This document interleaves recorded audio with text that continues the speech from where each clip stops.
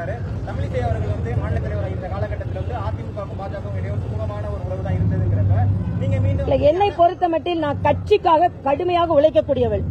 கட்சிக்காக இன்னொன்று நான் வந்து எப்படி எதிர்கட்சி இணையதளவாசிகளை எச்சரிக்கிறேனோ அதே மாதிரி உட்கட்சி இணையதளவாசிகளை நான் எச்சரிக்கிறேன்.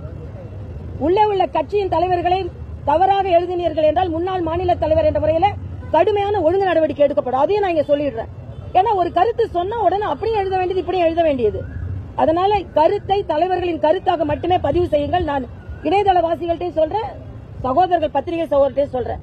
அதனால என்னை பொறுத்த மட்டில் நான் கடுமையாக உழைப்பதற்காக தான் வந்திருக்கிறேன். இன்னொன்று, மத்த கட்சியை சார்ந்தாக்கா நீ கவர்னராகவே இருந்திருக்கலாம், நீ ஏன் ரோட்ல உட்கார்ந்துருக்க, நீ அங்க உட்கார்ந்து, நானே கவலைப்படல. உங்களுக்கு என்னடா கவலை?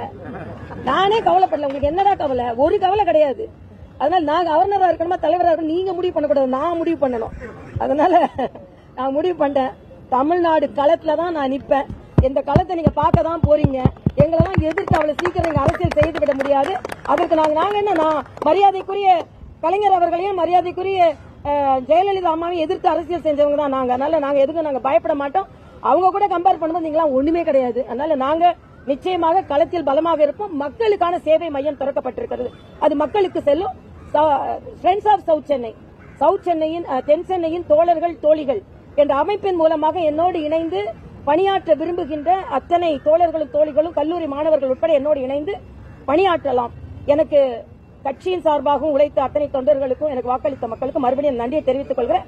நான் பாரத பிரதமருக்கு எனது முழுமையான ஆதரவையும் நம்பிக்கையை நான் தெரிவித்துக் கொள்கிறேன். மூன்றாவது முறை எத்தனைதான் அயல் நாட்டு சக்திகள் அவருக்கு எதிராக பணி செய்தாலும் இன்று அவர் வந்திருக்கிறார். மேடம், எடப்பாடி பழனிசாமிக்கும் எஸ்பி வேலுமணிக்கும் இடையே மோதல் இருப்பதாக மாநில தலைவர் அண்ணாமலை சொல்லியிருக்காரு. அதற்கு அதிமுக தரப்பில் தற்பொழுது ஒரு ஐடி விங் தரப்புல ஒரு பதில் கொடுத்திருக்காங்க. தனது பதவியை காப்பாற்றிக் கொள்ளணும் அப்படின்ற ஒரு கருத்தினையும் சொல்லியிருக்காங்க. தனது தலைக்கு மேல் கத்தி தொங்கிட்டு இருக்கிறத அண்ணாமலை உணரணும் அப்படின்னு அதிமுக சொல்றாங்க. உண்மையிலேயே அதிமுகல பிரச்சனை இருக்கா? அவங்க உட்கட்சி பிரச்சனை எனக்கு தெரியாது. பாஜகவை பத்தி கேளுங்க, நான் சொல்றேன். மாநில தலைவர் மாநில தலைவர்கிட்ட கேட்க, மாநில தலைவர்கிட்ட கேட்க, அவருக்கு எப்படி உட்கட்சி பிரச்சனை தெரியும்? யார் சொன்னா? இல்ல, அது நான் கூட இணையதளத்துல பார்த்தேன். அந்த எதிர்கட்சிகளின் மிக மோசமான ஒரு நடவடிக்கை இது. என்ன ஒரு இப்ப எதிர்ல பேசுறவங்க என்ன பேசுறீங்க? நாகரிகமான அரசியல் சொன்ன திராவிட முன்னேற்ற கழகத்தின் கூட்டணி கட்சிகள் என்ன சொல்றீங்க? இது மிகவும் கொடூரமான சித்தரிக்கப்பட்ட செயல்படுத்தப்பட்ட ஒரு காட்சி. அந்த மனதிற்கு மிக வருத்தமாக இருக்கிறதா நான் பதிவு செய்கிறேன்.